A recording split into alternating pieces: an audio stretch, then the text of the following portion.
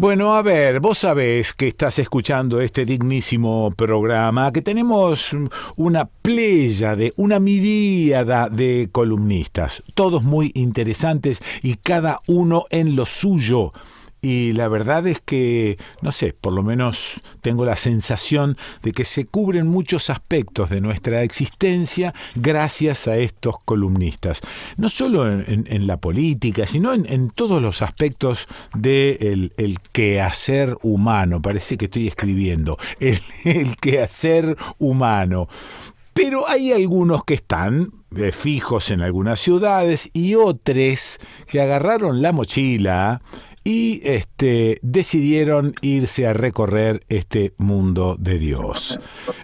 Una de ellas es Melissa Trad Malmod, a quien yo apodo Pata de Perro, porque anda por todos lados, y no sé si ahora está en la meseta rusa, en la meseta siberiana, dando vueltas, o que está en otro país, no sé. Por eso le pregunto, Melissa Trad Malmod, ¿por dónde andás ahora? Hola, Quique, ¿cómo estás? Bueno, Bien, bien, bien. mira, en la Siberia de Rusia estuve, pero Sí. por suerte cuando no hacía frío, Ah, muy así bien, que, muy bien, muy bien, muy bien. Sí, pero sí. ahora estoy por Turquía, específicamente en Ankara, la Anca. capital. ¿Cómo? ¿La capital no es Estambul? Bueno, sabés que eso pasa mucho, me parece, en algunos países y Turquía no es la excepción, que Ah, la gente cree que Estambul es la capital y sí, con cierta razón, ¿no? Porque Estambul, tiempo atrás Constantinopla fue como el centro de varios imperios, ¿no? sí, Pero, claro, y es sí. donde está toda la movida cultural y pasan un montón de cosas y es una ciudad hermosa, Ah. pero en realidad la capital del país, propiamente dicha, es Ankara, que es donde estoy ahora. Ah, o sea que toda la administración viene a ser como si te dijese Washington y Nueva York, ¿no? Que Nueva York no es Claro. la capital y la capital administrativa del país es Washington. Así es, así es. De hecho, cuando estoy viajando por varias ciudades de Turquía Sí. y me preguntaron en algún momento como, ¿por qué vas a Ankara? ¿No? O sea, como diciendo que Sí, ¿qué no te hay nada pasa? ahí. ¿Qué te pasa? Sí. Y me parece que, sabes que también tiene mucho que ver con qué creen los pueblos que tienen para mostrar, ¿no? Ah, Porque pasa sí, mucho en Turquía que, claro, tenés unas ruinas tremendas, sí. quizá menos conocidas que las de Grecia, ¿no? Porque quien no ha escuchado o ha estudiado sobre el Partenón Sí, eh, y sí. ese tipo de cosas, y en cambio hemos escuchado mucho menos hablar, por ejemplo, de Éfeso. Pero Esta, esto me parece que sucede, estimada, porque hay países que no tienen buena prensa entre y nosotros. sí, Ajá, claro. Y literalmente, literalmente, es así, una porquería, es así, y sí. pero hay países que no tienen buena prensa. Dale. Sí, sí, Mm, y Turquía definitivamente es una de esas. Y entonces, bueno, un mm, poco menos conocidas, pero este país tiene un montón de ruinas de ese tipo que son, la verdad que hermosísimas. sí. Pero aún así, estuve dando vuelta bastante por ahí y te quiero confesar que lo estoy haciendo con 40 grados de calor. O sea, Ah, ir a un yacimiento arqueológico con esa temperatura no se lo recomiendo a no, nadie, claro. pero Sí. Mm, estuve dando vueltas por ahí. sí. Pero la verdad es que a mí me interesaba mucho venir para Ankara porque acá está el mausoleo Mm, de Ataturk, que Ataturk fue el padre de la República de Turquía y ah, si quieren una referencia local, sí. el Perón turco, más o menos. Muy bueno, muy bueno. El Perón turco. ¿Y Vos, en qué sí, época?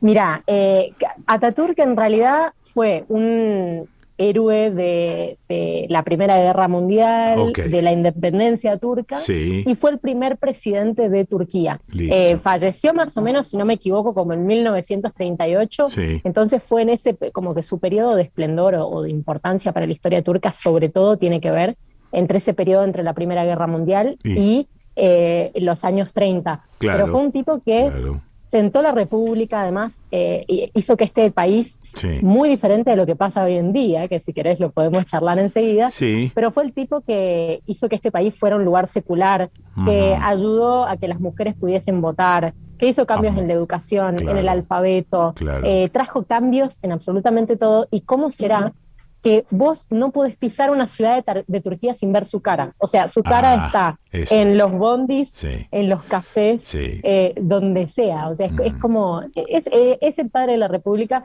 y en algún punto es como esas figuras. Por eso yo un poco lo pienso como Perón, ¿no? Porque esta cosa de tantas transformaciones sociales para un país, y que más allá de que seguramente hay gente que hoy en día, sobre todo la gente más conservadora, no necesariamente quiere a Ataturk porque sueñan con el pasado, no sé, del Imperio Otomano.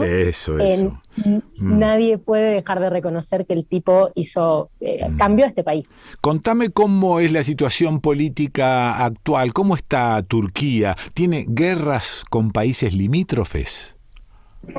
Mira, eso siempre es como medio relativo, ¿viste? En este momento, y hace varios años ya, que a este país lo preside Erdogan. Quizá han escuchado ese nombre, porque es un personaje muy importante de la política internacional hoy en día. Está ahí jugando todo el tiempo con Israel, con Siria, con la gente de la región. Es un país que ha tenido también mucha importancia en lo que tiene que ver con los refugiados que han llegado a este país. Pero ¿por qué yo decía hace un ratito, bueno, qué diferente la Turquía esa de Ataturk, que supuestamente todo el mundo venera, con la de Erdogan de hoy? Y es que vos sabés que Erdogan es un personaje muy, muy conservador, que muchos dicen que en realidad está tratando de llevar a los tiempos previos de Ataturk, ¿no? Y vos sabés que una mujer me dijo en un museo, la mujer me decía que hoy en día, por ejemplo, Turquía tiene más mezquitas que escuelas, ¿no? Para hacer alguna referencia a la importancia de la religión, pero además cómo la religión se va metiendo en la cuestión del manejo estatal, ¿no? Y lo peligroso de eso, en general, para mí, y esto ya obviamente que es una visión personal, pero no tiene nada que ver con hablar del Islam concretamente, sino lo peligroso que es mezclar religión y Estado, ¿no? Claro, porque la política en general aprovecha el tema de las religiones para mandar fruta. Esto lo hace siempre. Totalmente. Y acá digamos, eso implica inevitablemente también en algún punto cierto retroceso en algunos derechos para las mujeres. Clarito. Y vos sabés que me pasa que me he estado juntando como con gente joven en Turquía, y vos sabés que no he conocido absolutamente a nadie que apoye a Erdogan, que es quien preside hoy en día Turquía. Todos, o sea, cada persona que encuentro me dice, no, gana, en parte un poco por, dicen que meten la mano, o sea, como que hay una cuestión medio fraudulenta, pero por otro lado, la verdad es que quienes votan a Erdogan son las regiones más rurales, las regiones más conservadoras, incluso, y esto me parece loquísimo, porque, digo, no sé si podemos trazar algún paralelismo con la Argentina, vos me dirás, los oyentes sacarán sus propias conclusiones. A ver. Pero la gente que vive fuera de Turquía, que se fue hace mucho tiempo, ¿no? Que no vive acá, es la gente, y que vive en otros países, pero en comunidades como bastante cerradas y bastante conservadoras, son las que siguen votando por Erdogan afuera, y de alguna manera sin vivir las consecuencias de las políticas de Erdogan, ¿no? Como siempre es como un poco más fácil opinar desde afuera que acá. Y bueno, nada, evidentemente, sobre todo, digamos, la gente joven y las mujeres en general no están tan contentas con Erdogan, la gente más conservadora sí. ¿Me querés decir que es un dictador disfrazado de demócrata? Mira, vos sabés que yo tengo un problema con eso de a quién llamamos dictador y a quién no, porque viste que es como a quién te conviene decirle dictador, la vara siempre es distinta para uno y para otro, viste, Maduro hoy día es dictador, muy bien. Cuando necesitamos petróleo deja de ser dictador, pasa así. Muy bueno, ¿viste? Muy bueno. Es así la cosa, pero bueno, sí se podría decir, Erdogan lleva muchísimos años presidiendo este país, nadie tiene esperanza de que cambien las cosas, y a mí lo que me parece súper, no sé si angustiante, pero es como feo, porque uno viene de un país como Argentina que tiene muchísimo movimiento social, ¿no? O sea, las calles en Argentina son un espacio del pueblo. Exacto, Acá no pasa eso. No. Y yo muchas veces cuando hablo con jóvenes les digo, ¿y qué es eso? No hay nada, no hay como una cosa de moverse, no hay un Sí. intento de algo en las calles. Sí, Y la verdad me es querés que, decir que en Turquía la gente está con el melón más colonizado que nosotros. y mira, Sí. parece, o sea, al menos no tienen ninguna esperanza de que las cosas cambien, Esto. ni, ni, Muy y bien. y poca intención de hacer algo para Muy que cambien, bien. ¿no? Muy Como que bien. creen que es algo perdido y Muy que, bien. ¿sabes qué? Que las cosas van a cambiar cuando Erdogan se muera. Ni siquiera, o sea, como que no tienen esperanza ni siquiera de que se vaya del poder. Déjame que te saque de Turquía, aunque estás en Turquía Dale. con tu mochila. ¿Sabes algo de Brasil, de Lula, de las elecciones, de qué pasa por ahí? Sí, bueno, importantísimo que me preguntes de este tema porque lo que hemos tenido básicamente es esta semana un lanzamiento oficial de la campaña electoral, ¿no? Ajá. Recordemos que Sí. Brasil va a tener elecciones presidenciales el próximo 2 de octubre Claro. y obviamente que, viste, ya se venían sopesando algunas cuestiones. Sí. Lula hace mucho rato que viene ahí poniendo cosita tras cosita en una cosa muy evidente de que se iba a presentar. Sí. Bolsonaro también. Finalmente han lanzado sus campañas. Si bien hay varios candidatos, la verdad es que la disputa está entre Lula y Bolsonaro. Claro. Básicamente, imagínate que Sí. los dos concentran más o menos el 80% de las intenciones de voto. Claro. O sea, Sí. la verdad es que los demás no tienen chance. Entonces, la disputa un poco va a estar ahí. Y vos sabés que es bastante simbólico cómo lanzaron sus campañas. Porque por un lado tenemos a un Lula que medio que volvió a donde empezó todo, ¿no? Porque el tipo agarra y lanza lo que es su séptima candidatura, ¿eh? Sí, claro. A- Lanza la campaña en la planta de Volkswagen en São Bernardo do Campo. Yo no sé si estoy pronunciando eso bien, pero básicamente es una ciudad manufacturera, digamos, en las afueras de Sao Paulo. Sí. Y ahí es donde él saltó a la fama, de hecho, como líder sindical allá por la década de los 70, ¿no? Entonces, de alguna manera, y de hecho, por ahí lideró también unas protestas en la década de los 70, cuando fue la dictadura. Entonces, el tipo vuelve a donde todo empieza y lanza su campaña ahí. Lula, que es un Lula de 76 años, Sí. pero uno dice, upa, 76 años, ¿no? Qué sé yo, por ahí, ¿no? ¿Hasta qué punto? Venimos, ¿no? De ver las imágenes del Biden Gaga y uno dice, bueno, ¿hasta qué punto, viste, Sí, sí. elegir a alguien tan Otro mayor? viejo, otro viejo. Pero yo no sé, y que si vos por casualidad Sí. has visto las redes sociales de Lula en algún momento. No. Si habrás visto... No, Bueno, no la vi. te invito a vos e invito a los oyentes a que busquen a Lula en Twitter o en TikTok. ¿Qué hace? ustedes no saben. Se está haciendo el pibe. Recontra, pero no solo se hace el pibe, sino que yo lo miro, o sea, aparte no estoy hablando de ahora que lanzó su campaña, Sí, esto sí. hace rato, ¿no? Él sube fotos en el gimnasio, fotos que se casó hace poco, Sí, claro, nuevamente, hizo un video de TikTok de su casamiento. Qué maravilla. Yo lo veo Sí. ahí con pesas en el gimnasio y yo digo, este tipo tiene 1000 años más que yo y muchísima más energía que yo también, digamos. O sea, Bueno. Es decir, la campaña logra su objetivo, ¿no?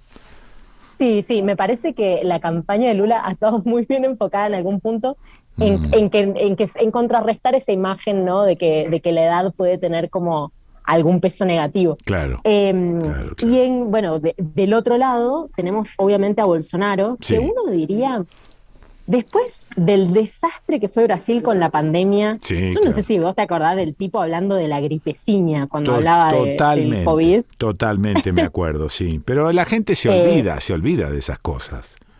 Eso es tremendo en algún punto, ¿no? Sí. Y es tremendo porque es una historia muy reciente y ni siquiera digo porque lo que dijimos recién es un poco anecdótico, pero digo, las cifras de muertes en Brasil Sí, durante la sí, pandemia han sí, sido sí, tremendas, han sido algunas de las peores cifras del mundo. El tipo no quería vacunar a su población. Claro.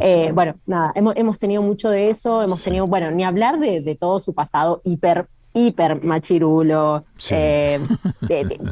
xenofóbico, racista, ni hablar, ¿no? ¿Para qué ponerse a enumerar? Pero aún así, sigue siendo el candidato más fuerte de la derecha. Bueno, Ningún candidato de la derecha. Eso termina hablando, como siempre estoy pensando últimamente, termina hablando mal de nosotros, no de ellos. Hablando mal del pueblo, de la gente, del común de la gente. Ya estoy harto de putearlos. Y ahora me estoy dedicando a putearme. Es decir, ¿qué estoy haciendo yo? ¿Qué está haciendo el cuerpo social para que estos tipos no existan? Nada, no estamos haciendo nada, Melissa.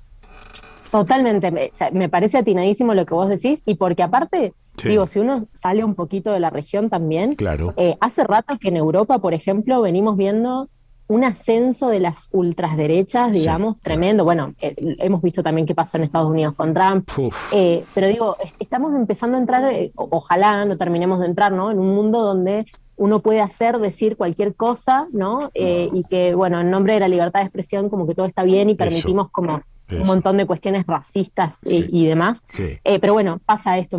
Bolsonaro es el candidato hoy más fuerte de la derecha, y de hecho lanzó su campaña en el estado de Minas Gerais, en una ciudad específica que se llama, de nuevo, perdón mi pronunciación, pero no sé si es Juiz de Fora. Juiz de Fora.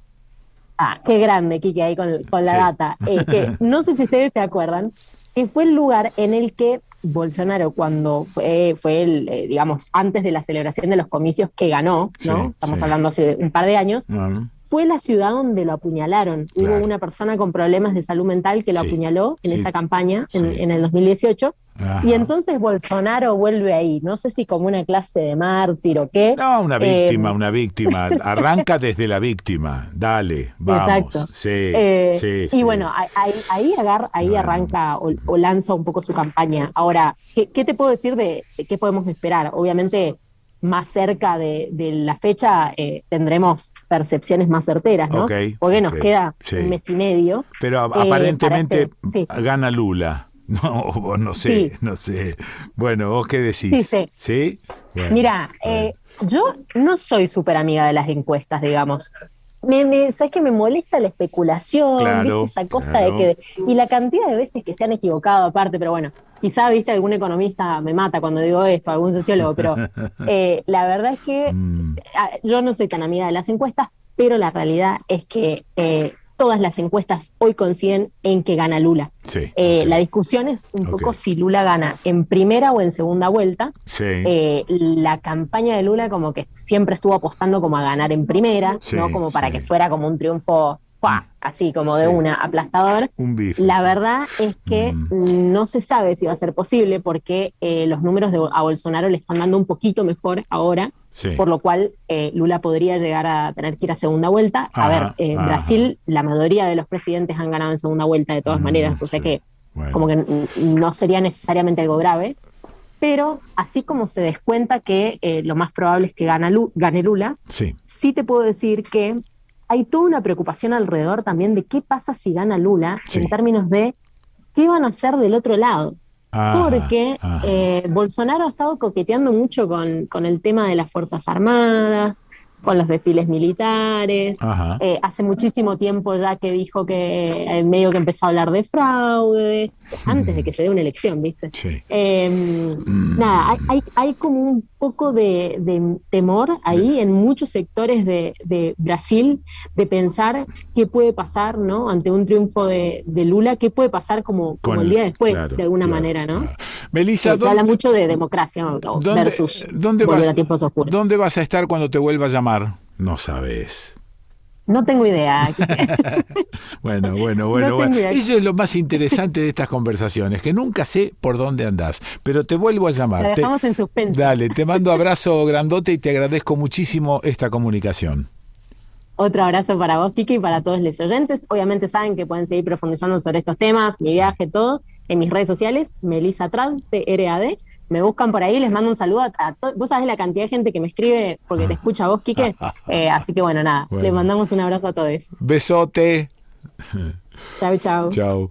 Bueno, la escuchaste a Melissa Trad Malmod. ¿Dónde? ¿Y dónde la vas a escuchar? La escuchaste aquí, en El Desconcierto.